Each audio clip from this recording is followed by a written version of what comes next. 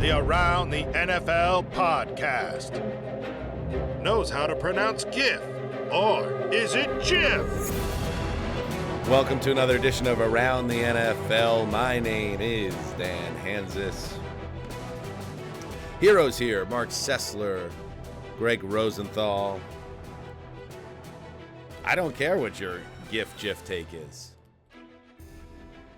Don't care. Don't care. What is your pronunciation though, Dan? Mine would be GIF. That's what I'd say. And if you say I'm wrong, I don't care. Yeah, no, irrelevant what anyone else doesn't matter. believes. Right. I mean, you accused me of not caring about your big weather bit yesterday, and then it took fire. People are looking for more weather from the Zeuser all week. Well, here's the thing, and this is why I had to push back against your subtle mocking. This was historic weather here in Texas, and I take it as a public service announcement to anyone traveling here just to be ready. So in a lot of ways, I was trying to help people, and you were trying to cloak the Republic in darkness. So where do you align? I mean, where were you on January 6th? I'd like to hear how many listeners are visiting this area of Texas this week. And it was just reminding me of a podcast I listen to, which I enjoy, which will go nameless, which always talks weather for the first 30 seconds. And I always think how much better that podcast would be if they just didn't do that every single show. That's all. I mean, I believe a gentleman actually reached out to Dan thanking him for the information that he provided. Is that untrue? I mean, there was just a whole movement, and I think there were people that were excited to learn about the various climates, both here in North America and overseas, and how they differ and how they're similar. I got a tweet from someone who pointed out that we are here in Texas. Central Texas is south of Baghdad in terms of latitude. So you start to look at the earth in a different way. And I think in a lot of ways, in addition, Greg, to being safety-minded, also is informational. And I think we strive for that. We haven't won an award, this podcast, since 2013, Best New Podcast, Apple. It's time for another one. So maybe we change angles here, shift gears, and just become a lot more information-based in terms of teaching. Well, we did win the Stitcher Award. That was the same year, but the award mysteriously disappeared. And I've won some awards over the years. If you're watching on YouTube, I've got this Lock of the Week championship trophy. So that's a good award. Why did you need to lead Greg down that path? I don't know. He found his way there on his own. Listen, this is the second podcast of the week as we edge into late June, and it's tough. It's tough to manufacture content that people will enjoy. So those that find us enjoyable this time of year, thank you. And for motivation to call back to another conversation from our earlier show this week, I want to thank Robert Griffin III for reminding us what it's really all about. Some people like to call this the grind. You can call it the find because you figure out what you got, and I think we got some good stuff. Thank you, Rob. Well, what you didn't consider, Dan, is grind and fine rhyme. So here's the history there. About 11, 12 years ago, I was so taken by that press conference I was probably airing live on my little television on the desk in our old newsroom in Culver City that I recorded it off the TV, uploaded it onto a YouTube page, probably put it in some article at some point, and then it lived there in complete obscurity. No other digital footprint of that interview exists except for this random YouTube account that I used once 12 years ago. And now I've unearthed it, and it has been reintroduced to the world. And I would say check out our YouTube program of this episode so you could A, watch it, and B, really enjoy how satisfied RG3 is with himself after he lands that line. Can I hear it one more time? Some people like to call this the grind. You can call it the find because you figure out what you got, and I think we got some good stuff. The girl behind him, the female reporter behind him, did not seem impressed with the slogan. But Dan, how many hits does that YouTube video have in this, a decade since? All right, let's see. I want to blow this thing up. I also would like to put that on our Instagram page with no explanation. Just say like hashtag weekend motivation and just leave it there. So that's my instructions for. It has over 2,000 views. Oh wow! So let's see where we can get it up after today's episode, and leave some comments as well, because we're sitting hard at 0 right now in that department. Today's show, this is going to be fun, and it's going to be interesting to talk about because I found it to be a very sneaky, difficult assignment. Ranking the skill positions in the league. This is non-quarterback, but the weapons that these quarterbacks have to work with for each team, ranking 1 to 32, the skill groups on offense across the NFL. We're going to count down that list. And Mark, I texted out when we were, all collectively doing our work on this, that it got very quickly, it got into a bit of a murky maze. So I'm sure we're going to have a lot of differences in opinion here. We came out of the earlier week episode saying, let's come up with something kind of fun and interesting, but it's June, so light. And I spent I think I spent 3 hours on my list, and got to the point where I started to change things entirely. I just got lost in a mental swamp. But in the end, I feel good about what I've done. I love it. It was very instructive because there are some teams you think of, their quarterback's not in that good of a situation, and then they're sneaky high up on the list. You're like, actually, that team's good. And then there's the vice versa. But you're absolutely right in terms of time management, Mark. We had the fortune of grabbing a Hanzus burger last night with our great friend Lakeisha and our former producer Ricky Hollywood. And Mark had mentioned he responsibly did all his work before he got there because he didn't want to be going home and doing that work at night. And it was about 11:30 p.m. and I'm like 45 minutes into this thing on the night before I leave for Japan. I'm thinking, Mark played that well. I should not have left this. This was way more challenging than there was. I wouldn't say it was great. It wasn't panic in your eyes, Greg, but it was like a dawning of realization that you had a lot of work to do suddenly late in the evening. I for some reason I thought it would take 10 minutes, and that was dead wrong. I love this because two things here. Why me personally, the old Zeuser is pumped about today, is this is rife for a rife setup for Greg second guessing himself repeatedly. Always love that. Think back to our running back draft a few weeks ago. And B, I do like exercises that potentially put Mark alone on a take island. And then Mark has to swim to shore or set up a fortress and defend it. Where will Mark go when he is on Take Island all alone with Wilson the volleyball? Can't wait. And I took a peek at what we produced, and there are a couple Take Island scenarios for each of us. Excellent. All right, so why don't we get into it? Hell, it's quiet news-wise. There's a couple nugs out there we'll kind of bake into this. I think the best way to go through this is 32-1. Otherwise, highly anticlimactic. Like if we're talking 15 minutes on the Texans wide receiver room, that feels depressing. But we'll work our way. We'll be a little quicker on the back end of the teams, and then we'll give the teams that we believe are truly set up for success for their quarterbacks this year a little bit more time. So why don't we do that? And we'll start with the number 32 team, and it's no surprise here. The Houston Texans come in at 32. Eric and Randy, our team behind the glass, or the virtual glass in this case, did a nice job giving us a full rundown of how things broke. In this case, we were all on the same page with Houston at 31 for Mark, 31 for Greg, and dead last for Dan. Is there anything to get excited about here, Mark? I think number one, I'm interested to see what Bobby Slowick, the Shanahan disciple, has to do with this offense. I've always liked Dameon Pierce.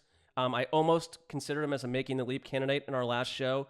And I know we've talked up Nico Collins before. Dan doesn't really buy into that situation. It's a light offense. There's not a lot to love. But I just think you've got a rookie quarterback, so they're going to be more enjoyable and intriguing than in the past. But I'm very comfortable to put them down at 31 due to a lack of weaponry. At least they're young. That you can get excited about. You got Robert Woods. It's a decent backfield. I like Devin Singletary as a backup running back. Like the thing you realize is, first of all, teams are way deeper at the skill positions than they used to be. Because like And then for the most part, every team feels better about it going into this season than they did to end last season. Like the Texans were awful last season at the skill positions for the most part. And they look better on paper now, but everyone looks better on paper. Yeah, that was I had some couple bullets for myself, and one of them was there's a lot of talent at this level of professional football. So most teams have at least one guy. I thought, and we're going to get to it at the top of the list, but I thought only one team though has 3 true superstars in the skill positions, and most have maybe one big guy. Few teams have 2.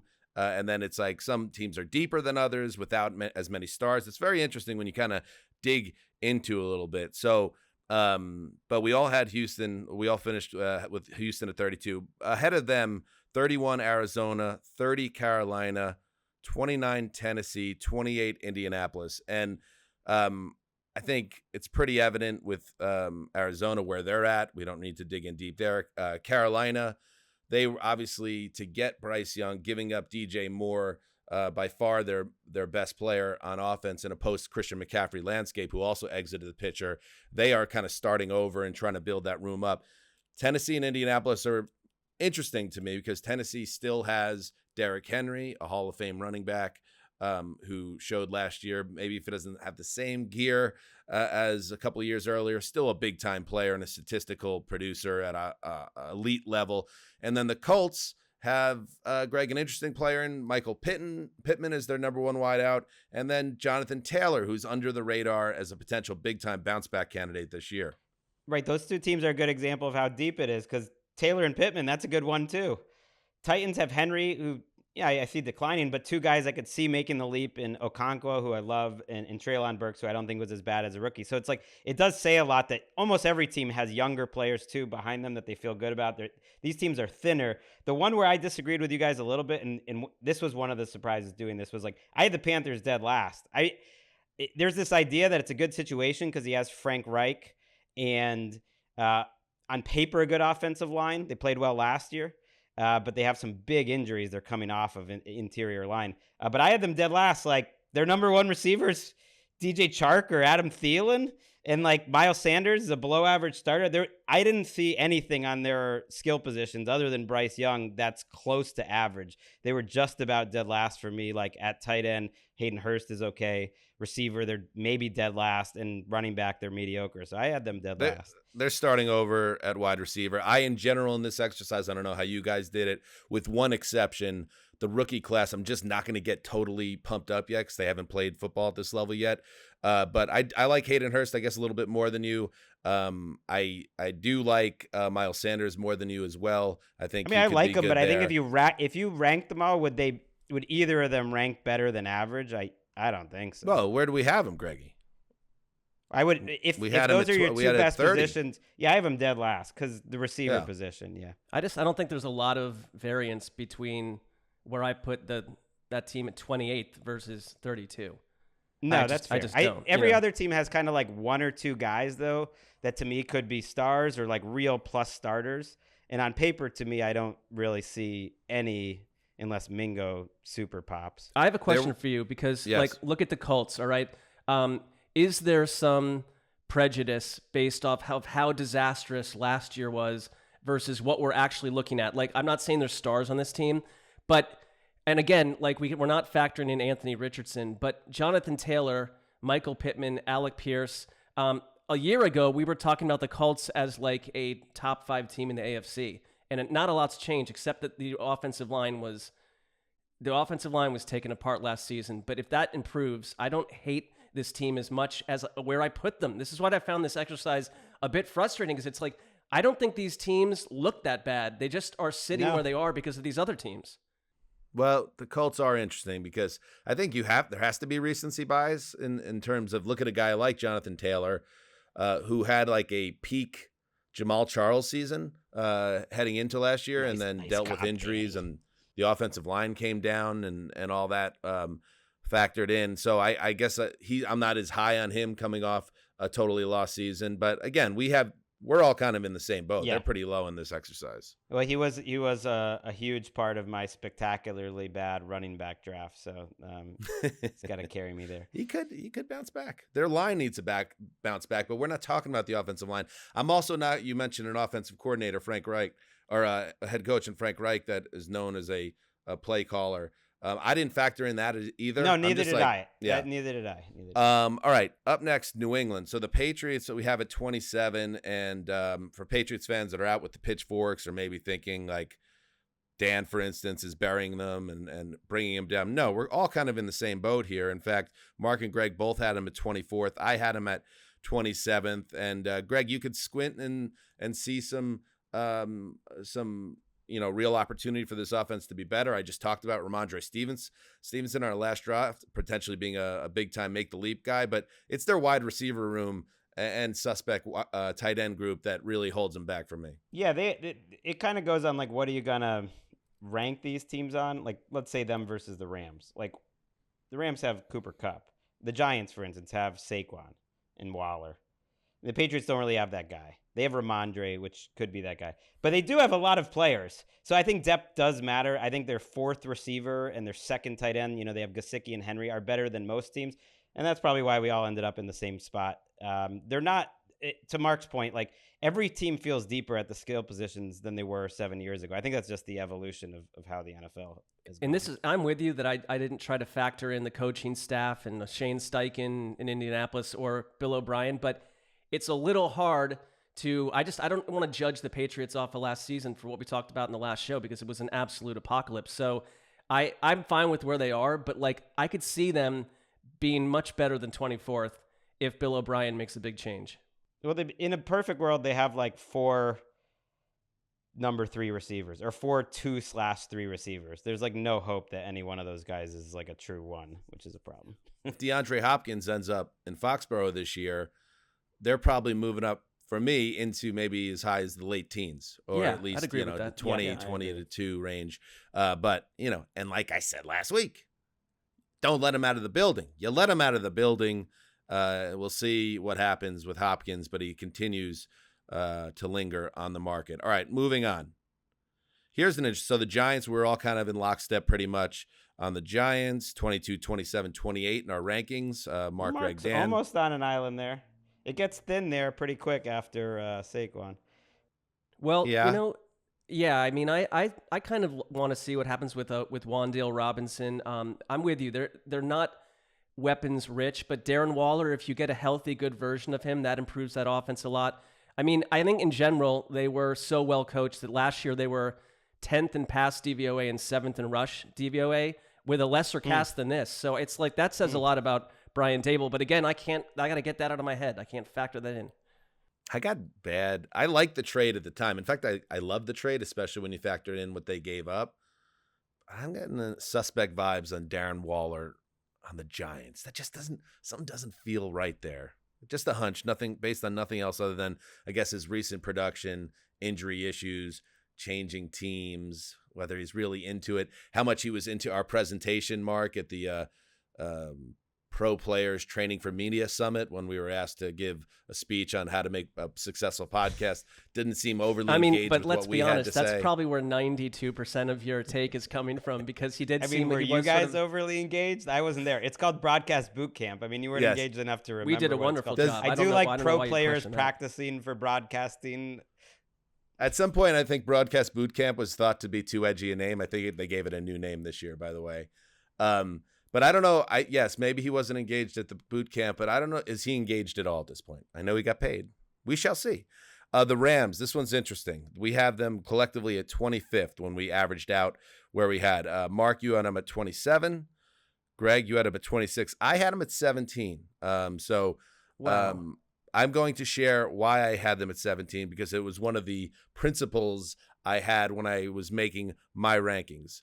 And the one that this one fell under was if you have a true X receiver, a true difference maker, a super duper star that just changes the temperature in the room just by being on the field, he is actually going to have the power to lift you up about 5 spots than just a standard kind of Pro Bowl type receiver. And that's what Cooper Kupp is to me. He is in that different club. So the fact that he's there is just gives, if you have a true star at that level, to me, it makes your offense better than it even looks on paper, because he does so many things and opens things up. So that matters to me. That's why he's higher. In fact, where you guys have him, if I didn't think so highly of Kupp, or that I didn't think of this exercise in that way, you guys nailed it. But I decided to give teams extra pop for having top tier superstars at certain positions. I think that's good logic. I guess you'd need to get the best version of Cam Akers. They did sign and bring back Sony Michel, gives them some depth. Behind Akers, there's just not a lot going on at running back. And beyond Kupp, you're hoping that Van Jefferson, coming off of an injury, is able to, form chemistry with Matthew Stafford. But this seems like just an unspecial collection of players to me. Right. Yeah, it's not like the best skill position player. It's the skill position group. And, I tried to write down. But the skill position players, Greg, make up the skill position group. So I know, and they only have one good player. So they don't have one good player. They have one transcendent talent in Kupp. That's sure. what I'm saying. Absolutely. But I would say, if you include tight ends and running backs, are count less, but they count. There's 8 to 10 of those guys, and they do have one of those guys. But I tried to write out, their top 5 or 6 skill position players, and almost in some sort of order. And after Kupp, my second choice was Tyler Higbee. And so we'll talk about the Bills later, because I disagreed with you guys on the Bills too. It's if your second best player, that's a skill position player, is Higbee or Akers or Jefferson's your 2 at receiver. To me, that's pretty grisly. And I felt like I was giving them a Kupp bump, even to put him up at 26. I'd rather have the Patriots group than the Rams group for sure. You gave him a Kupp bump, Greg? Tell me more about that. They could be 32 otherwise. I mean, they could be 32 if it wasn't for I agree. Kupp. If Cooper Kupp was not on the Rams offense, they probably would be at the very bottom. But he is. Yeah, so I give him 26, I understand. I'm not furious about it. I get it. I get your logic. All right, Chicago Bears, we have at 24, and we were pretty much in lockstep on that. I think one of us was a little higher or a little lower. Mark and I both had him at 21. Greg, you had him 25th. And then we could touch on any of these teams. But Green Bay, we were all on the same boat. Mark 23, Greg 21, Dan 20. So they finish at 23rd. And then Tampa Bay, let's head to it. Let's head to Take Island with Marc Sessler. Will he build a raft and try to escape, or will he fortify? Both Dan had them at 19. Greg had them at 16. Mark all the way down at 26. You buried the Bucs. No respect for the Bucs and their dynamic duo at wide receiver. I can't get out of my memory. I felt like I watched 27 Bucs games a year ago, and fighting off sleep whenever the offense was out there, and that was with Tom Brady. I see what you're saying about Mike Evans and Chris Godwin, but I'm not. You're hoping that Rachaad White is a capable 3-down back. You got Chase Edmonds behind him. Russell Gage is your third wide, who I don't hate, but he didn't really make a difference last year. Wasn't out there. Cade Otton is a tight end. I don't know. I'm pretty comfortable putting them at 26. And that's not factoring in the total quarterback chaos. It's top heavy. It's basically 2 receivers. But I tried to think about, what if this group was with, Andy Reid or Joe Burrow? What would I expect them to... I think you could... I had them one spot ahead of the Chiefs, for instance. They were the world champs. They have 2 great receivers. I think Godwin will be healthier. Gage is a good 3, better than most.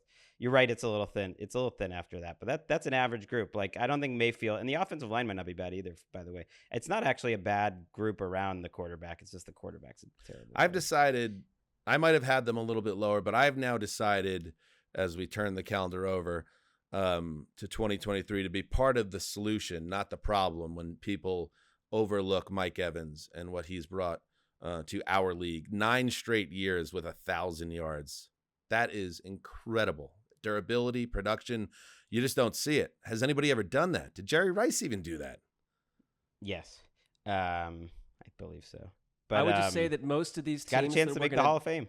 What we're going to dig into from here, most of these teams start having their version of Mike Evans, whether it's on the ground or through the air. I mean, like these rosters are good, and I think that Tampa Bay on the whole is not a special group. Right. I think Godwin cut, a year removed from the ACL, that mattered a lot to me. I see those both as top 25 receivers, and there's very few teams, and receiver to me is the most important position here, and there's very few teams that have 2 top 25 receivers. There's probably 5, and the Bucks are one of them, and so they got a big guy.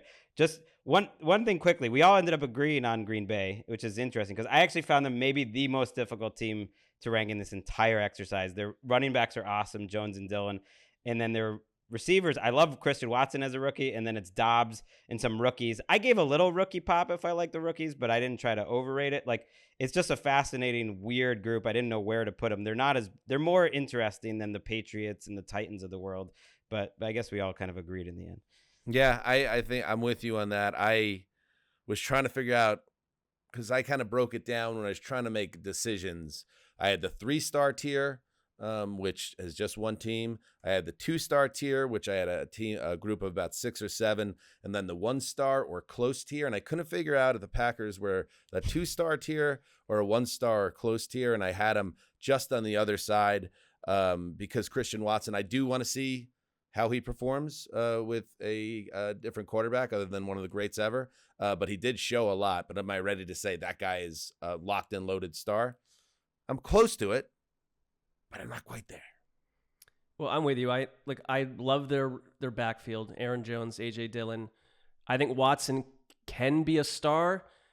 Romeo is super intriguing to me. It's like there's not a lot not to like. I've moved the Packers up and down in this exercise like probably 15 times. That was sort of one of the teams that started to make me go mentally insane. Yeah, I hear that. All right, let's get through to into the top 20 and then take a break. We had at number 21, or number 20, I should say, and this one surprised me a little bit. 21, the Detroit Lions, who we all love the Lions. But when you look at the breakdown, once again, Mark, a little bit on Take Island here. He built a fort on Tampa Bay. Greg had them at 22 out of 32. I had him at 23. Mark had him up there at 15. I think I dinged him, Mark, on Jameson Williams being out of the mix. They probably would have been, or they would have been higher if I could have talked myself into him having a big role early on, and he won't because he's suspended for, I think, 6 games.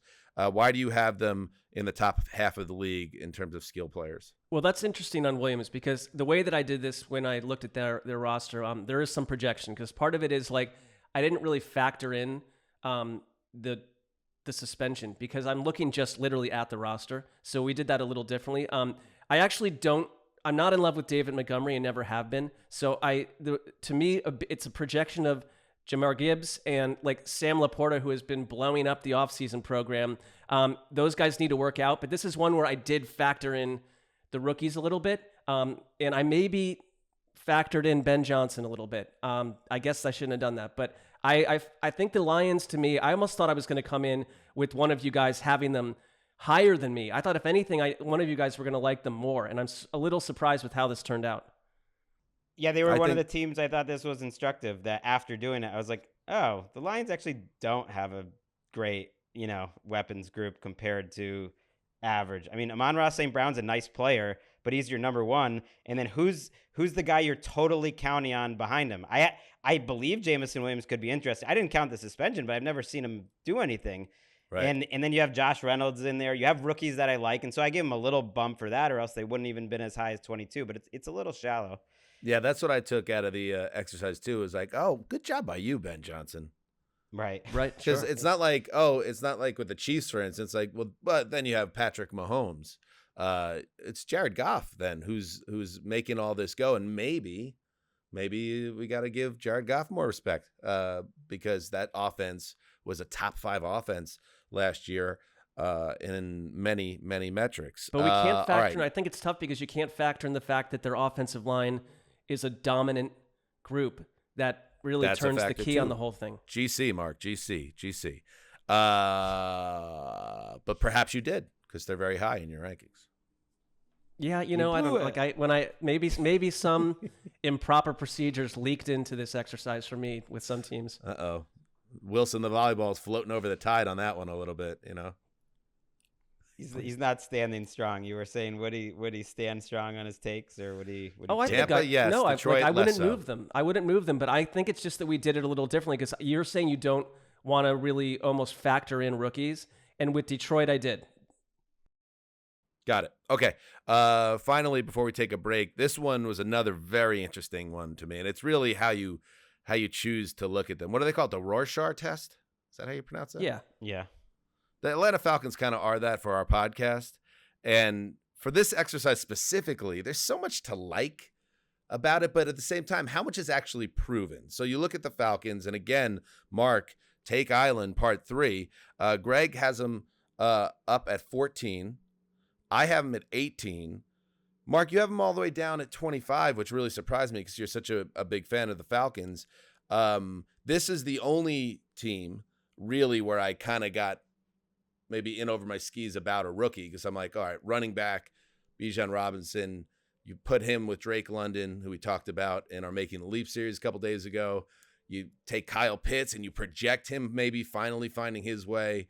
And that's in terms of like triplets, that gets you very excited. How did they end up at 25 for you? Is it just the lack of proven entities here? I really ding them for what's happening behind Drake London at wide receiver with Mac Hollins and Scotty Miller. An injury to London leaves them totally capsized through the air unless Kyle Pitts becomes what we need him to be this season. I trust they can run the ball. I think this is a team where I still am fascinated by the Falcons, and I think they're going to be a punishing ground-based team, obviously. And I think Arthur Smith can make all these parts work, but just looking at them on paper, their wide receiver position is hard to look past. Yeah, it's surprising. Mark is the one that's way down on these Falcons guys, but I did notice, Dan, I don't know if you heard this. He said, we need Kyle Pitts. That's what we need. That's a we team for Mark. Yeah, this would be the most stunning entry of anyone. Mark putting them in the bottom. They're at bottom third offensive skill position, and their quarterback's Desmond Ridder. That's fair. I'm probably projecting too much, especially with Pitts, because I still think of him as a top 10 tight end, and it hasn't happened. I'm thinking of Bijan as a top 10 running back. You got to see it. But I looked at it like when you wrote all the names out, and this is where why we like the Falcons, I think, Mark. They're so different. They have 5 guys that I believe in. Drake London, Kyle Pitts, Bijan Robinson, ya boy, Tyler Algier, and Cordarrelle Patterson. You're right, they don't have any wide receivers, so it's very funky, but I do believe in those 5 guys. 14, now even in hindsight, might be a little rich. I'm doing the thing where I'm questioning myself, but I would only move them down a couple spots because those are 5 dudes that I think can make plays. A lot of them are running backs, and so maybe you ding them a little bit for that, but they're dudes that look nice and big coming off. Super compelling group. Yeah. Unproven, but super compelling. If the exercise was let's rank backfield potential, like they'd be top 3 or 4 for me, if not even higher. But just how about guys that you wouldn't want to mess with in a dark alley? I think. Yeah, I feel that way about them. Yep. Sexy. All right, let's take a break. We'll be right back. All right, we're back. Let's move now into the top 20, starting with the Denver Broncos. All right, we had a big difference in opinion here. Mark, you're off the hook. You had him at 20. I had him at 24. This time it's Gregg Rosenthal, who has the Denver Broncos all the way at number 12. Jeez. Why? Well, tell us. I think I rewarded depth, but you're right. They don't have the superstars. But Judy, Dulcich, who I like a lot, Cortland Sutton, Tim Patrick, KJ Hamler. You like a little Marvin Mims in the draft, Javonte Williams, Samaje Perine. So they overwhelmed me with just like NFL players who are good. So many NFL like players on the Broncos. What? So many NFL players on these Broncos. I just mean like not many teams have that many. Like they can survive a lot of injuries. They're deep. They're like a much better version of the Patriots where they have like a bunch of people, but their people are more talented. I think they're a little more talented, and that talent wasn't able to flourish last year. I feel like, though, this is the second, if not third year in a row that we're pumping up Denver's skill position group. And it's like they, outside of Samaje Perine, who I like in a role, Like they had all these guys last year, and I know that it was a coaching debacle, and your quarterback fell off the side of the earth. But when are these players going to become what we're asking them to become? When they're healthy, like literally, and maybe I shouldn't ding them more for health, but literally every single one has had a major injury. Williams, Hamler, Patrick, Sutton, Dulcich. Judy, I guess, just missed a bunch of time one year, but he's been the healthiest. It's been a banged up group, which it's is now or maybe I never should for not. that group. Yeah. Now or never. All right, let's move on. All right, this one was a little different. I think this one I was on Take Island a little bit. The Jacksonville Jaguars. Oh no, I wasn't, but I had them the highest. So I had them as the number 8 offense in terms of skill players around their quarterback in the league. Mark, you were in the same boat as me. You had him at 11. Greg, you had him down at 20. I guess I'll start on this one. I think this is kind of similar to what you're saying with the Broncos, Greg, but I thought in a more proven way, where you look at their depth chart and we saw how the offense came together last year.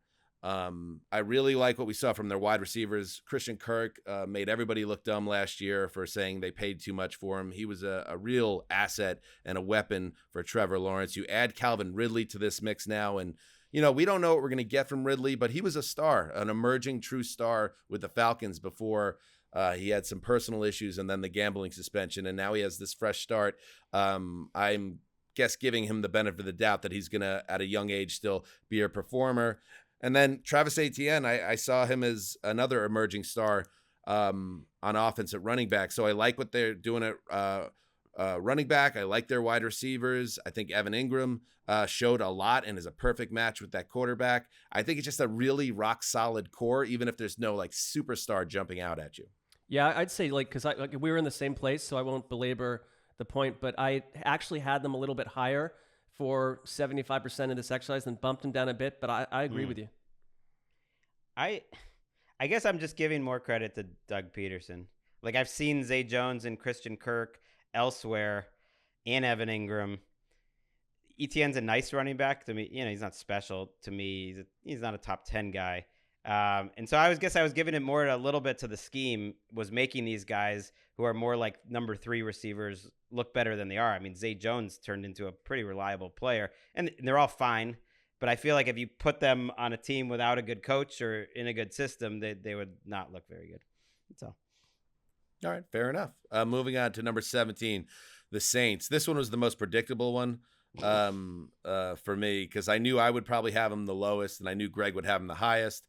And sure enough, Mark had him right in between Greg and I. And I had him at 26. Greg, you had him at 11. Whoa. And I had him at 26 because I'm not high on Alvin Kamara anymore. I think he's played his best football. I do factor in guys not being on the field because I'm looking at to 2023, and I don't think he will be. I think he'll be suspended. But he hasn't been special for a couple of years now. Michael Thomas, I'm done waiting for that ship to come back in. I think at best he is a serviceable number 2 if he could be on the field, but I don't think that's anything that should ever be assumed. I do love Olave, so but I'm not at the level like of a Cooper Kupp where he's going to give me those extra bumps to get him up 5 more spots. So that's why I had him there. Why do you have them just outside the top 10 in the entire league? I mean, I'm way higher on Kamara. I think he was better last year, playing through an injury somewhat, and that's a factor. But I could see a monster year. To me, him and Olave are 2 stars, so they're a 2-star team for me. And then the others are very high upside, intriguing players: Juwan Johnson, Michael Thomas, Rashid Shaheed. So though they're not all going to hit those 3, but if you got 2 out of those to hit, and you have the 2 stars that I believe, like that's an explosive skill position group. And I'm right between the two of you, so I vaguely agree with both of what you just said. Nice. I think you were the one that was right. I think that's where this comes in. Hey, speaking of disagreements, now it's Zeus or truly on Take Island, because the Washington football team, also known as the Commanders, are at 16 on this list, right in the middle. And Greg, Mark, you had him at 14. Greg at 13. I had him down at 22. I guess I should defend my take here. I like Terry McLaurin. He's excellent. I think if he's not a true superstar wide receiver, he's just below. Jahan Dotson is interesting, I guess. Curtis Samuel was kind of who they thought he was going to be when they first signed him to that big contract. So that's pretty good. The running back room is what it is. Brian Robinson, Antonio Gibson. I don't know. I guess tell me why I should be more excited about this group. Can I? Well, I'd start with Jahan Dotson. I really like him a lot. McLaurin, Dotson, and Curtis Samuel are a high quality trio. I like the running backs more than you do, I think, especially what I think Brian Robinson can get. Logan Thomas has always fascinated me. I will say this, with this same cast of characters, they were last year 29th in rushing DVOA and 26th in pass DVOA. And there was a lot of quarterback chaos, but it wasn't the worst quarterback play in the league. That's sort of like, they remind me of Denver. It's like, I want to, outside of McLaurin, like the rest of you guys, like this should be a better group. Yeah, maybe we had him a little high, Mark, but I see them as average. Like McLaurin is a true one to me. And so I'm not going to fight that hard. I see that. And then the other positions are all just like solid. You know, we're solidly average. Logan Thomas is a little bit of a question, but I think it's a good group overall. I don't think they have excuses at this point. They've been building this team for 4 years. I think they've done a decent job at it. It's like it's go time. And yet they're starting a former 5th-round pick with very little experience or proof of past success. But whatever, we'll see what happens. The Cleveland Browns, another one where I was higher on the group than you boys were. 17 for Mark, 18 for Greg. I had him in the top 10. I had him as a top 10 group around Deshaun Watson. I think Amari Cooper is I'd put him kind of right in that class with Terry McLaurin, where I see him as a true number one, even if he's not at the level of like the DK Metcalf or Justin Jefferson or Cooper Kupp. Solidly an X receiver you can pound the table for, and he proved that last year. They have, to me, the best running back, the best power running back in football, and Nick Chubb. Derrick Henry fans can debate that, but Chubb, I think, just does it all. The best, pure power and speed back in the league at this point. It gets a little thin at wide receiver, and having lived through Elijah Moore, I am not buying into all the offseason hype pieces, but in Cooper and Chubb, that kind of sold me on this 2-star, put him in that territory. With Chubb being the example, like I said with Cooper Kupp earlier, a true superstar is going to pump a team up about 5 spots for me in this ranking, and that's how they got from middle of the pack to top 10. I struggled. I was like, going in, I thought the Browns would be higher in my list. And not for past fan connections, but just that they've done a nice job this offseason. And I think you've got to project that, yeah, there's been a lot of hype around Elijah Moore, but they've talked about how well he's fit in the attack. So if that worked, suddenly last year's really weak wide receiver group, because I think Donovan Peoples-Jones fits as a 2-3 type guy. He's a little inconsistent. Njoku's a little inconsistent, but when he's good, he's fun to watch. Harrison Bryant, can I just jump? Is solid. That's the one thing. Yeah. Mark, not to interrupt, I'm sorry, but Njoku, I meant to bring him up. I love Njoku, and I thought him and Watson showed a lot of potential as a pairing last year, even though Watson was so inconsistent. I could really see him blowing up if Watson gets back to being a high-end starter, which I think is certainly in the position. So it really was, for me, Chubb, Cooper, and then having a vibe that Njoku could be a Pro Bowl guy this year. I just think Njoku's a frustrating watch.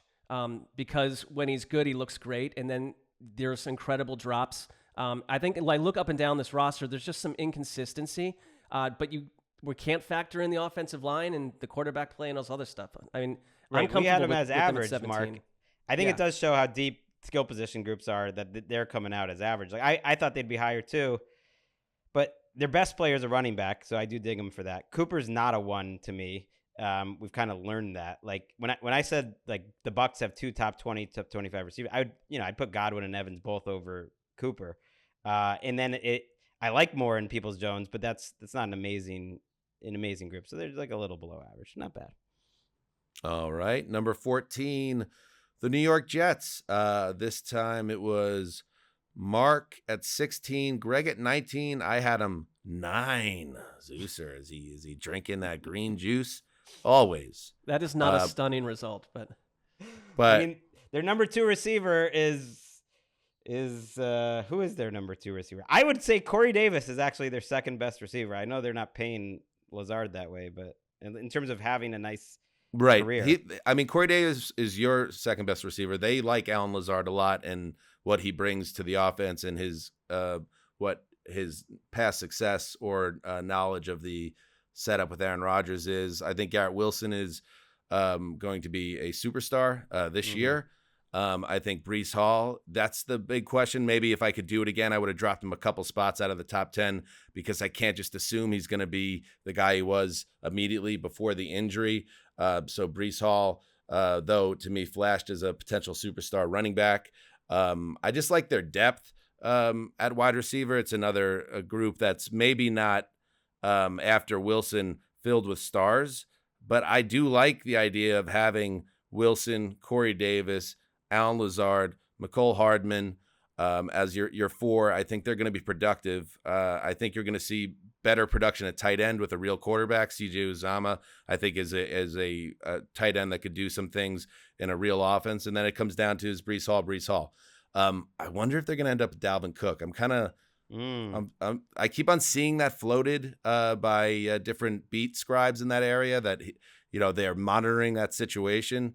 And especially knowing Breece Hall's medical situation, if Cook ends up there, that would be a good fit for them. But I'm going to follow the volleyball a little bit on this one and say maybe I should have dropped him 2 or 3 spots, but it's only because I'm a little too bullish on Breece Hall being immediately himself. Otherwise, I love the setup around Rodgers. Man, yeah, they struggled a little bit in my exercise of like who's the second best skill position player. In Breece Hall is a second-year player coming off a torn ACL. So to me, it was just such a cliff fall. It's a little like the Bills, who I had even lower than them. We haven't gotten to, but I had them lower, where it's like you have one great player, and then it's just okay, guys. I feel like if Breece Hall is healthy and he is who he was last year, I'd hate to shadow him with Dalvin Cook. I just wanted him to touch the ball as much as he can. I'm not in love with Alan Lazard and McCole Hardman, I guess, as much as you are, Dan. Fair. I'm not in love with them. I just think they're depth pieces they just have, it's solid behind Wilson. But it's not like, it doesn't blow you away. I get that. Pittsburgh, they come in at number 13 on this exercise, and let's take a look at where they fell. Mark, you had Pittsburgh at 19. I had them at 15. Greg, you had them as a top 10 unit at number 10. Tell us why.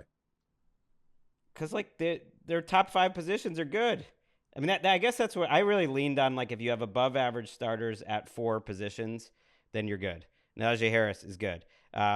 Pickens and Johnson is a nice tandem. You have a very good tight end in Freiermuth. Your third is, Allen Robinson, and gets a little thin after that. It's like not the worst thing. So they're plus at a lot of positions, and they're going to get better. Like I think it's safe to say this is a young team that gets better. Surprised here, Mark, because I know we just talked about making the leap. You have Pickens as making the leap at wide receiver to being like a number 1 type guy. Why are they down at 19? I think this is one team that I struggle with, and I kind of I need to see it. I need to see this growth. I think there's good players here. There isn't a great player here.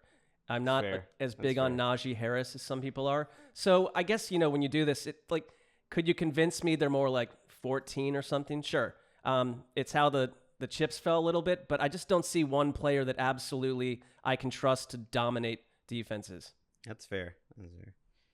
All right, let's move on to next team. Number 1 on the urgency meter, Field Zeuser, the Buffalo Bills. Have they built enough around Josh Allen? A big question. DeAndre Hopkins, a player that's been connected to this team. They certainly probably could use him, especially according to Gregg Rosenthal, who has them as the 23rd ranked team, just, almost a bottom third skill position group in the league. Mark and Dan were in lockstep on this one. Mark at 10, wow. Dan at 11.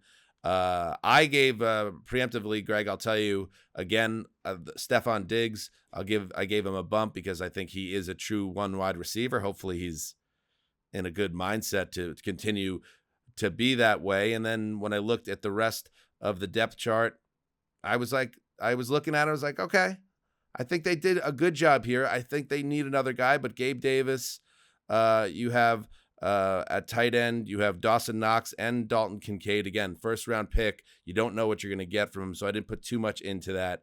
And then at running back, James Cook and Damian Harris, who I've always liked. So I really like kind of that combo as an upgrade this year at running game with the Diggs bump is how I got there. I do like their backfield, that it's cheap. And you're right. Maybe I didn't give enough value to true number one receivers like Diggs because I love Diggs. At first, I had them even lower, and I was like, I'm being too hard on the Bills. I had them at like 26, 27. It's a pretty steep fall from Stephon Diggs to your second most explosive / reliable player that I'm excited about is probably Dalton Kincaid. I mean, Gabe Davis is not a good 2. The backfield's okay. I mean, they're hoping to be average, I guess. So I guess to me, you have like one receiver, and it's a pretty big drop off to these teams that have 3, 4, 5 receivers. I guess I was just thinking of like if you gave Josh Allen. And I'm just picking some teams that were a little lower on your guys, is maybe higher in mine. Like, if you give Josh Allen the Saints or the Broncos or the Commanders weapons, like, I think he'd be cooking even more. I think Josh Allen has covered up a lot in Buffalo and good coaching, and we're not taking that into account. Yeah, I mean, they were second in passing DVOA with a thin cast last year. For me, a lot of it is Kincaid. But this is one where it's hard to look at the skill position group and say, well, nothing matters here if you don't have Josh Allen. Like, the whole thing centers around the quarterback as much as with any quarterback in the entire league. So I think he elevates their play. And I know last year was a little bit tough, and maybe some of the Diggs drama or a lot of the Diggs drama is going back to the shift away from Brian Dable and maybe the offense not working as well last year, especially struggled in the red zone. Josh Allen wasn't as good. But I'm looking at that wide receiver room. I know most people have forgotten about it now, but I remember you, Gabe Davis. I remember you going 8 for 201 and 4 touchdowns in the greatest playoff game of the century, arguably. Chiefs 42, Bills 36, the 13-second game. There's something in there with Gabe Davis. I think there's a chance you could see him get unlocked. And if he does, and they could really turn him into a true number 2, they're going to be humming. I think it's one of the big subplots of the year is that Bills offense. Is it going to get back its swagger and be that dominant unit? Because it was a lot of hard work last year, surprisingly hard work with Dable out of the picture. Well, also, could this be the team that goes and gets? Could this be the team that goes and gets DeAndre Hopkins though? That would change a lot. And I know that Diggs. There's reports that Diggs, part of his frustration was that he really wanted them to go get DeAndre Hopkins. I mean, my vote barely made a dent. I guess this is why it's good to balance it out. I had them 23rd, and they still ended up 12th. And you guys had him 10th and 11th. So it's like... That's how it works. It's like my vote didn't even matter. Math, baby. All right, now just outside the top 10. And this is perfect because they don't deserve to be in the top 10. But I don't... Just reactive, anti-America's team takes. We don't do that either. So the Dallas Cowboys are at number 11. Wow, Mark, you had them at number 6. In the league. Greg and Dan were in lockstep at 15 and 14. You love yourself some Tony Pollard and some CeeDee Lamb. What else do you like? Brandon Cooks. Michael Gallup, a year removed from physical chaos. You have to hope that Jake Ferguson can step in for Dalton Schultz. But, when this team is, when they're vibing, I think they're one of the better offenses around. And I think they figured out what happened like last year with wide receiver. Brandon Cooks to me will be a plug and play, totally productive guy, and I don't see a real weakness with this group of players. I think the Michael Gallup thing I'll push back against a little bit, just because in a true Sesslerian way you referred to it as physical chaos of a year ago, but that was 2 years ago. Last year was the first season back from the ACL, and well, that's what I mean though. I don't think we got that player last year. Right, but for me, that puts me in a holding pattern on Gallup because he came back from the injury, wasn't the same guy. Can he now, 2 years removed or close to 2 years removed, be the guy where he looked like, as maybe being a emerging number 2 or a star wide receiver? Maybe, but I think the jury's out on him now. Some guys just aren't the same after they suffer a serious knee injury. See, like their ceiling is quite high. I could see why, Mark, you would put them at 6. I think Dan and I had them in the middle because Cooks, Pollard, and Gallup are all a little bit distressed assets. Like Cooks is not the Cooks of 5 years ago. Good player, it will help. Pollard is coming off a serious injury now, and Gallup, everything Dan said about him. So if they get the best versions of all 3 of those guys, like that is an incredible looking top 4 skilled guys. Also, who's their tight end?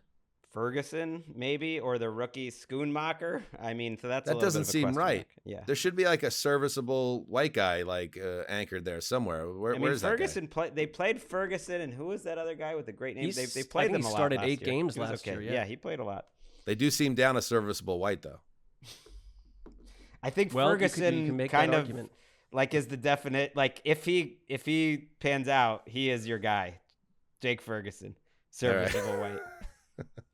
Fingers crossed. All right, let's move into the top 10. Please. At number 10, the Los Angeles Chargers. How did we do on this one? 8, 9, 8 for Mark, 9 for Greg, 16 for Dan. I think I'm a little bit coming out of my I love Mike Williams, Keenan Allen tandem era just because of injuries and the idea at this point where penciling him in June to just be a stud combo, it doesn't fly for me anymore because I know that's just not how it goes with these two guys. When they are in the field, they excite me, but they're not typically on the field together. I know you have a first-round pick in Quentin Johnston there that he's going to get a lot of snaps most likely, but we don't know what you have there. Gerald Everett is fine to me, and then the running game, I love Eckler. Eckler's awesome. But because of the Allen Williams constant injuries thing, it has depressed them for me just a little bit. To me, I depressed them to put them down to 8 or 9 because if everyone's healthy there, Josh Palmer is your 3rd or your 4th, and I think Josh Palmer is a good player. Like that's a top 3 or 4 group, and so I'm trying to bake in a little injury concern because otherwise this is a fantastic group. Yeah, I'm with you, and I guess I am factoring that Quentin Johnston's going to be exactly what they need. I really think he's going to fit with them. And to me, I just see depth all over the place. We have at number 9 the Kansas City Chiefs, and Dan had him at 7. Mark had him at 9. Greg, you had him down at 17. I was a little bit surprised that I had them as high as I did when I kind of went through it all. But then I kind of thought about what we just talked about this week about Kadarius Toney and my belief. And then I gave that super duper star bump to Travis Kelce, who, Greg, I know earmuffs, but he really is closing in and really building the argument as the greatest tight end to ever play the game, shows no signs of slippage. So they get the bump because they just have this all-world talent that commands all sorts of attention and game wrecks season after season. I mean, I don't need to just put on my earmuffs. How about Mike Ditka? How about Kellen Winslow Sr.? How about Shannon Sharp? Like, why are these guys all just getting definitely passed up? They all racked up all pros. Tony Gonzalez, Antonio Gates, like he's in that conversation. That's all. But he is. Wait, are you saying he's behind all of those guys? No, but I don't think he's like way ahead of them. I think the league's changed, and they were incredibly valuable in their eras because the game was different and they blocked and that was a big part of some of their games and they're like their first team all pros. Yeah, they are all very similar actually. Okay, great. What else does the man have to do to earn your respect? I feel like Wes is year after listening year and agreeing with me here as he racks up all pros, Super Bowls, as he does unforgettable things in the playoffs, takes over game after game. And right, yet but he's you just said another guy. he's the greatest of all time, and I think I didn't say that. I said he's really building the argument and Creeping and, towards it. I think first team all pro is a great way to measure it, and all of those guys are competitive or have more than him. So I think it's okay to say if we're saying all time, like they got to be in the consideration. He is getting older though. He's turning 34 this year, and their second best receiver is Valdez-Scantling or Toney, and the backfield is okay. And so to me, I think it's just a measure of Mahomes' greatness and Andy Reid's greatness. If you gave this group of weapons to a young quarterback, everyone would say they are not helping him out enough. I'm with you entirely. Like it was almost impossible for me to not look back at last year with a hodgepodge cast of characters that come out first in offensive DVOA. You got to separate Mahomes from this exercise, but I just kind of feel the way they all fit together. I just trust the results. And maybe that's a shaky way to do this, but I trust the results. Kelsey has played basically 9 seasons, and he's been either first or second team All-Pro in 7 of the 9 seasons. Right. In his age 33 season, 110 receptions, 1,338 yards, averaging 12.2 yards per catch, 12 touchdowns. And beyond that, beyond just the counting numbers, we've all watched a million Chiefs games in January and February now. And the guy is just different. He is the dude. When you need somebody to make a play, he never lets that team down. And he's in that rare class. Like, and I think about the greatest playmakers in like ATN history since we started this pods in 2013. The guy got to have it. Like, give me Travis Kelce. He's gonna go get it for me. Yeah, love that guy. I think what Gronk did was more dominant while he played. In terms of first team All Pros and stuff. Like Tony Gonzalez gets forgotten. He's a 6-time first team All Pro and a ton on the second team too. And that's all. It's like you had these guys that were totally dominant in their era, and I just don't want to overreact and just say like he's the best of all time because he plays in this era. That's all. Well, you're a measured historian, and we appreciate that. Right. Yeah, you are the same guy, and you weren't wrong though that you've been talking about Patrick Mahomes as like the best ever since his third year. Because I think you can use your own evaluation and you see it. And well, you can, I can't. Yeah. That's what you're saying. Got it. I mean, you can, and that's why I disagree. Like we were allowed to disagree. To me, he's not as special as Gronk was during his peak. I think Gonzalez actually is a good comp for him. For his era. Gonzalez racked up more like first team All Pros and stuff like that, but I think they're very similar. All right, Mark, decide it. Gronk or Kelce? Who do you want for one game? Gronk. All right. Greg, you win. Go off to Japan now. Fly off. You don't even need a plane. I got a bird to catch. We got to fly. No, we're good. All right, the Baltimore Ravens. This one wasn't surprising. Mark had him at 12. I had him at 13. Seems sensible. Greg had him at number 8. Why, Greggy? Why are they so high? Depth. I mean, they have one of the best 3 tight ends in the league. I love in Andrews. I love Dobbins. Mm-hmm. And then, yes, there's projection at wide receiver. But Beckham, Bateman, Flowers, Aguilar. You have a nice backup tight end in Isaiah Likely. To me, you just have a lot of guys. I think that was where I guess I differed from you guys. Like, if you had 7 guys that I kind of liked, you ended up pretty high on my rankings, and the Ravens were that team. I mean, they're high in our rankings too. Right. That's yeah. I think we had him at 12. Like I see like Isaiah Likely as like a fringe making the leap type guy. You've got Mark Andrews in front of you, but that is a really promising player. I guess for me it was just like Rashad Bateman, seen it in moments here and there, but can you do it for an entire season? Who are you? Zay Flowers, we're hoping on. Odell Beckham, where are you at this point? So I kind of ding them a little bit on a wide receiver group that looks better on paper than what reality may present. I would move the Chargers above them now in hindsight. This isn't a new take for me, but I thought Beckham got too much money. I don't think he's been an elite player for years now. I know he had a nice run in the playoffs a couple of years ago, but they also blew out his knee in that Super Bowl game. Just expecting him to be a 4-month playmaker is just asking a lot. I just don't see it. But Baltimore obviously does because they gave him $15 million guaranteed. It's crazy. The Vikings are at 7 as a group. I don't think we were in lockstep on this one either. Not too bad, actually. Actually, it's pretty good. Mark at 7, Greg at 5, and Dan at 12. I should get a bonus when I put them at 7 and they actually land at 7. Or we good. all should because it took all our votes to do that. But, it's like a bingo right there. It's really nice. I like Jordan Addison. Maybe I'm projecting too much, but I like him a lot as a 2, and Osborne as a 3, and Hawkinson's a nice tight end. It's a nice group. All right, the last team outside the top 5 is and also they get for me the Justin Jefferson bump. Best wide receiver in the league.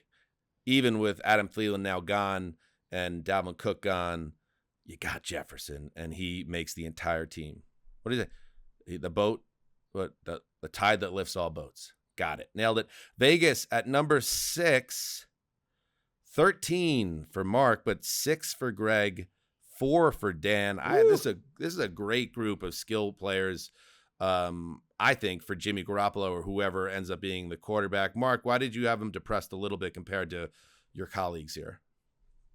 I don't know. I get, this is maybe some bias. I'm just, Wilson.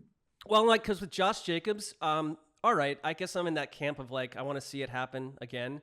I wonder if Hunter Renfrow will be on this roster. There's been trade whispers around him. But he's on it now. It's on it now. You have to count him.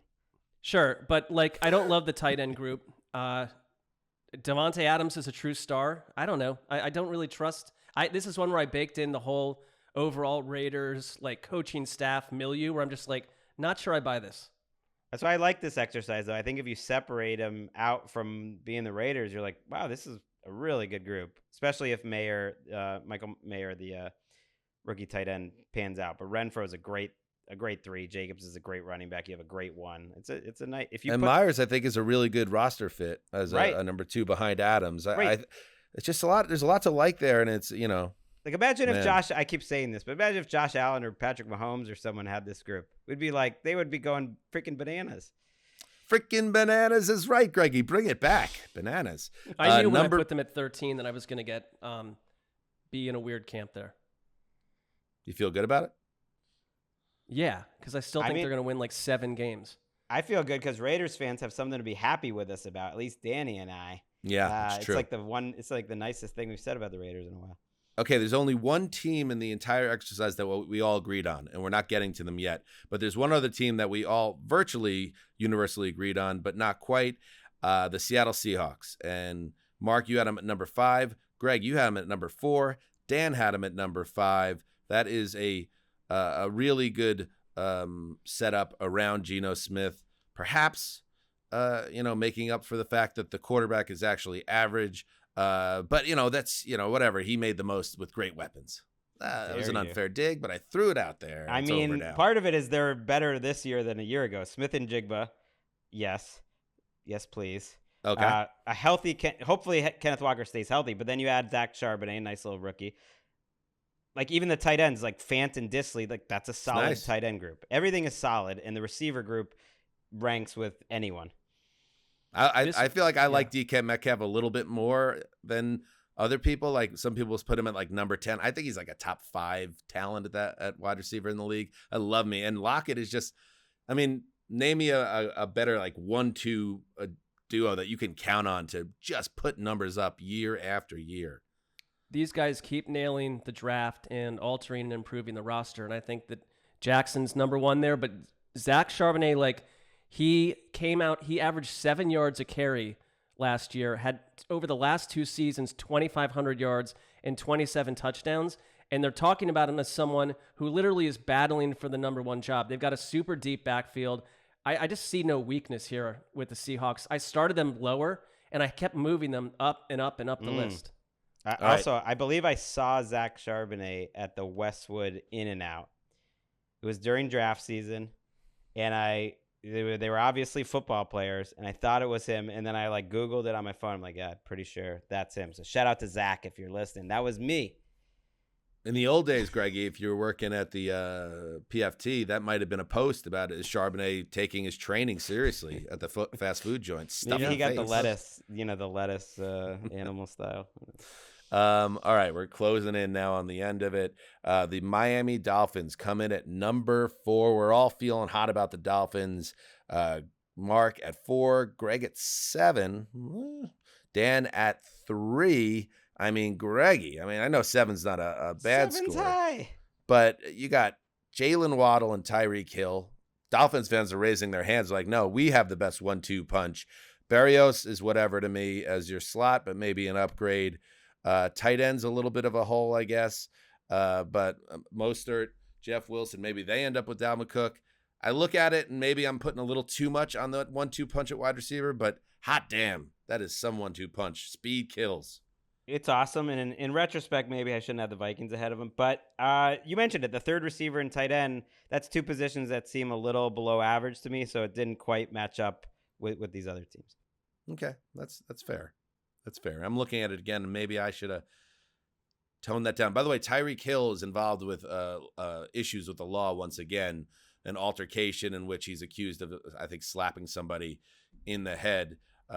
It's unclear if it's going to lead to any charges at this point, but the Dolphins are aware of it. The league's aware of it.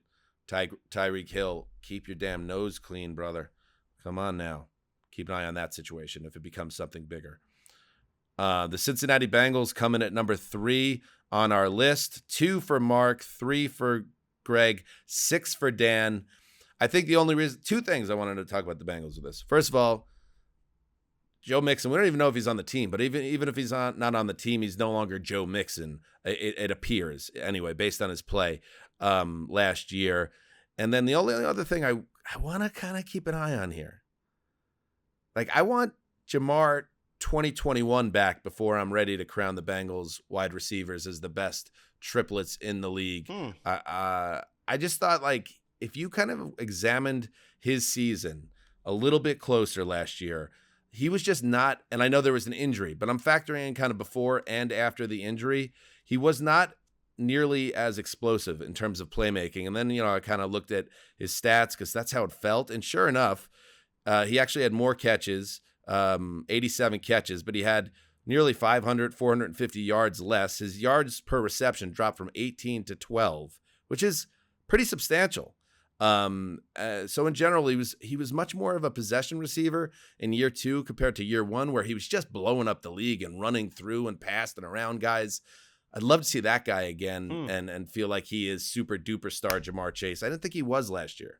Well, I mean, I think a couple things, like the injury factor, the way that teams were no longer surprised by him on any level and had another offseason to plan for him.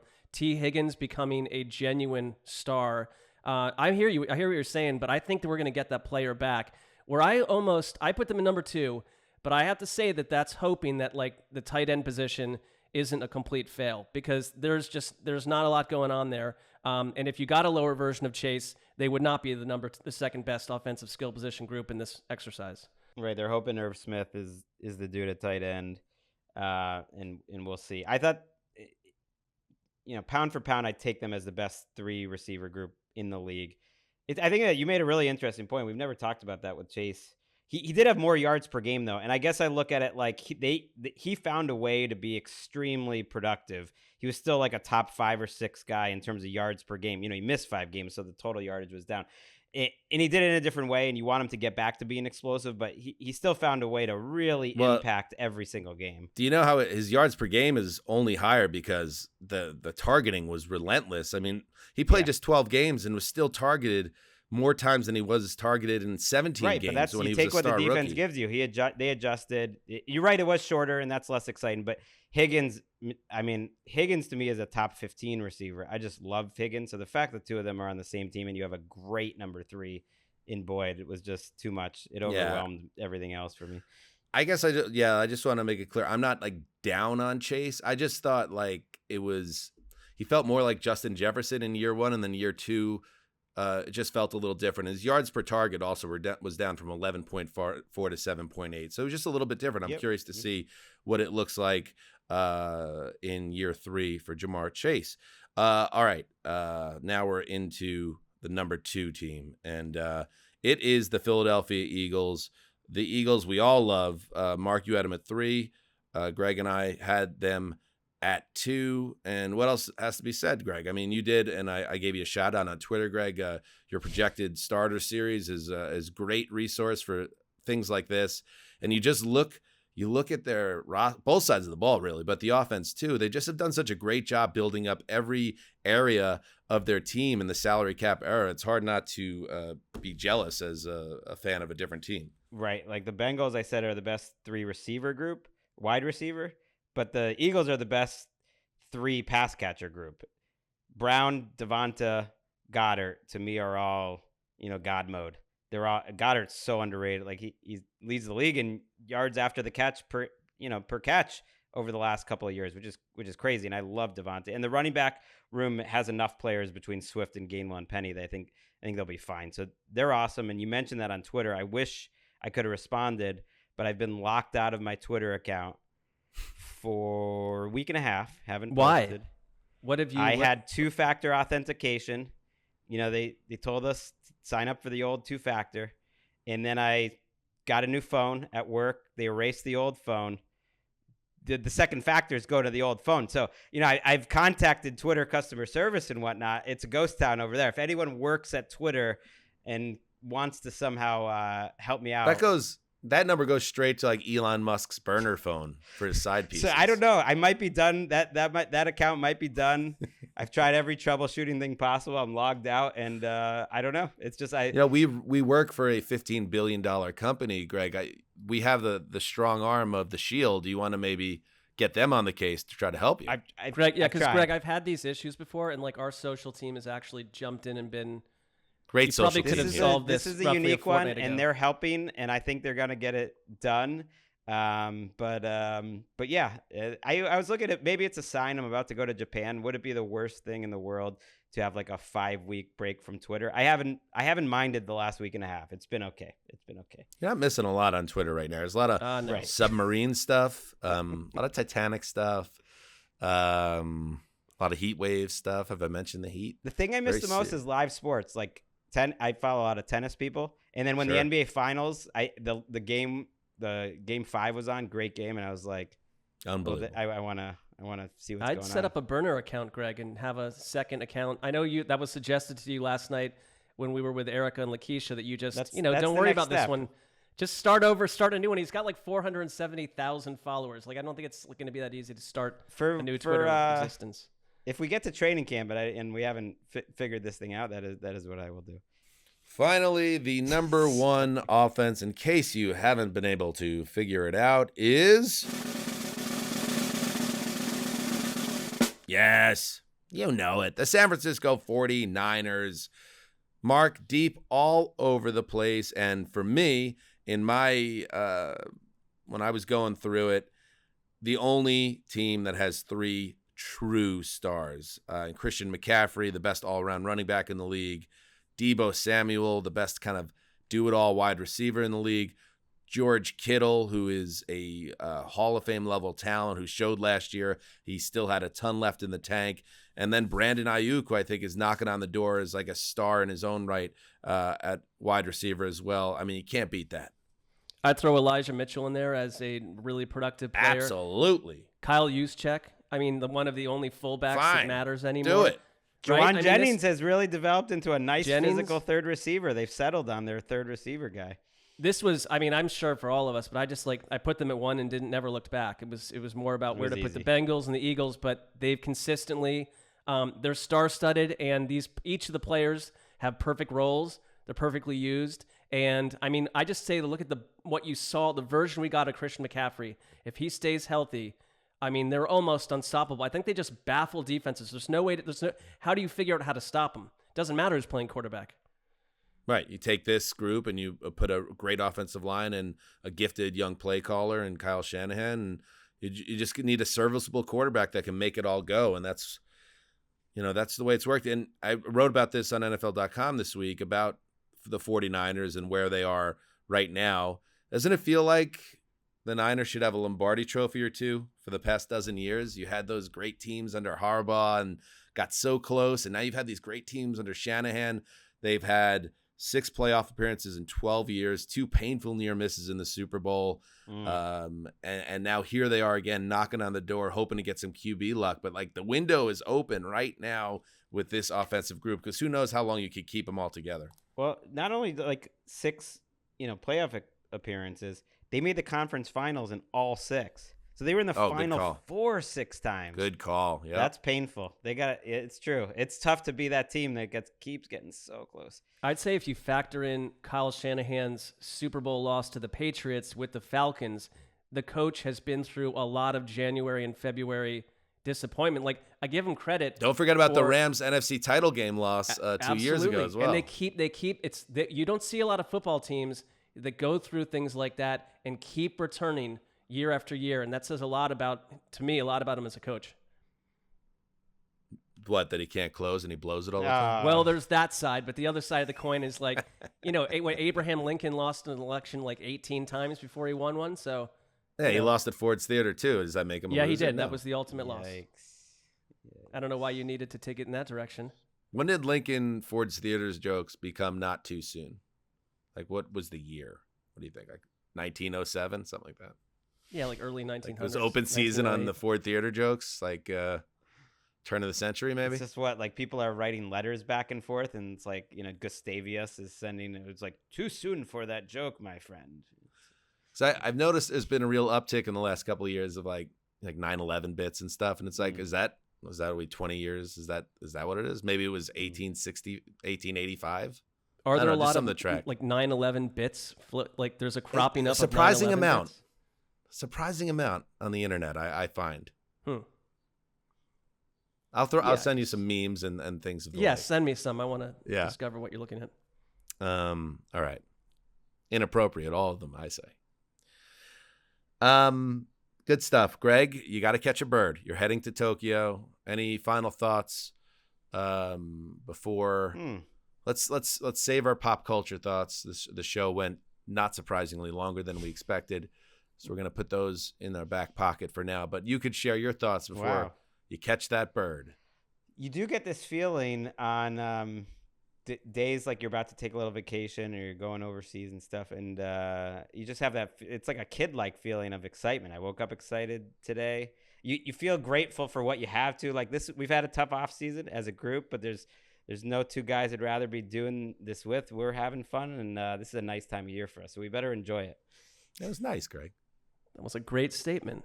I wish you luck in Japan. I do, yeah. And I will do a couple shows there, but it won't be for a week and a half. I think one of the big things I took away from COVID and the lockdown year or so, how much not having something to look forward to affected me. Whether it was a meetup with friends or a vacation or this or that, when you were just locked in this like nothing else going on, that is what I missed the most. Like, and now you were looking forward to this trip to Japan, and now you're off. And finally, last thought, this coming from behind the virtual glass, social psychologist : it takes 36 days after a tragedy before jokes about it become funny. That's Really? not true. 36 days is indeed too soon. 36 years, maybe. 36 days, I don't buy that. All right, Greg, with that information, to the Far East with you. Good luck. All right, and to everybody else, have a great weekend. We'll see you on the other side. And Mark, you and me, buddy, with Connie Fox on Tuesday. I'll see you then. Heed the call.